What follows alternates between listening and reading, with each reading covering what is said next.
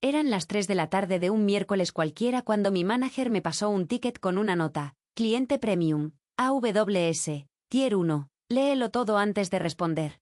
Trabajaba en el equipo de soporte técnico de una consultora mediana que manejaba infraestructura en la nube para empresas medianas.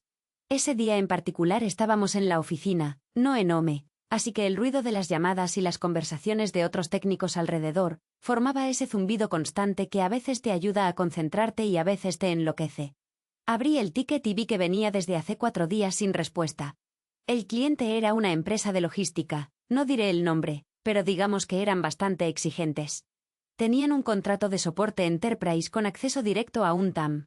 El asunto del ticket decía: necesitamos mover nuestra base de datos de producción a una región diferente sin downtime, pero también queremos que AWS nos facture todo como si fuera en la región anterior, porque los costos son más altos allá.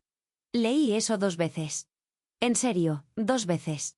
Mi primer pensamiento fue que alguien había mandado un mensaje truncado o que era una broma de los chicos del equipo anterior. Pero no, el histórico mostraba que habían escalado esto porque nadie del equipo respondía. Entonces empecé a escribir un correo explicando que eso es imposible, que una cosa es la replicación de datos sin downtime, que eso se puede hacer con DMS o con red replicas, pero que la facturación siempre refleja la región donde está el recurso. Es decir, si mueves tu base de datos de US East 1 a EU West 1, la facturación cambia. Es básico. Es como pedir que tu teléfono facture desde otro país mientras lo usas aquí. Pero el cliente respondió en menos de 1 hora. Su argumento era que si AWS podía mover datos, podía mover también la facturación. No sabía cómo iban a hacer eso, pero sabía que no se podía. Entonces mi manager me pidió que escalara con el TAM de AWS, que es quien tiene acceso a las cosas más raras de la plataforma. La conversación con el TAM fue incómoda.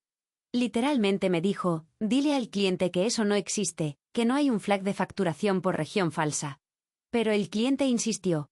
Volvieron a escribir un segundo email diciendo que habían hablado con otro proveedor que les había dicho que era posible usando un script custom en Lambda que interceptaba los logs de facturación. Ahí es cuando casi me caigo de la silla.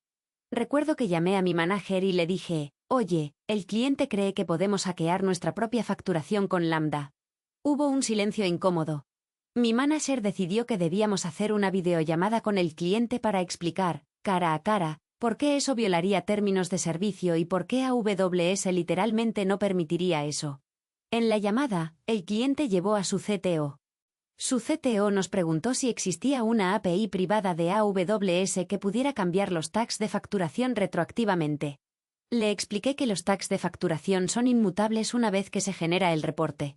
Ese fue mi momento de verdad, ese instante donde caí en cuenta de que estábamos hablando de cosas que simplemente no existen en la realidad de AWS, pero el cliente creía que existían porque alguien le había mentido.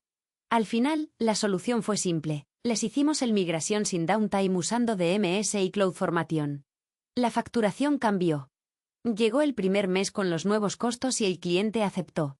Creo que después vieron que los costos en realidad eran más bajos en la nueva región, así que terminó siendo un final feliz por error.